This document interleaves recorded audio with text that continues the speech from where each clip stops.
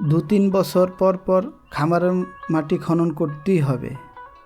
খামারের মাটি খনন করার কারণ হচ্ছে দুটি। একটি হচ্ছে গ্যাসের সমস্যা, আরেকটি হচ্ছে পার ভেঙে যায়।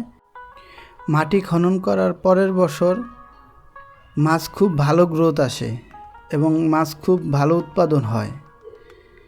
গ্যাসের কোনো সমস্যা থাকে না।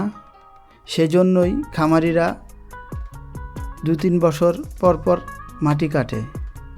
আরেকটা কারণ হচ্ছে খামারের বাঁধ ভেঙে যায়। তো বাঁধ ভেঙে গেলে মাছ চলে যেতে পারে।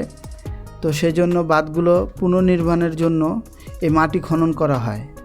তো যারা নতুন খামারি তারা অবশ্যই এই গ্যাস সম্পর্কে ভালোভাবে জেনে শুনে খামার করতে আসবেন।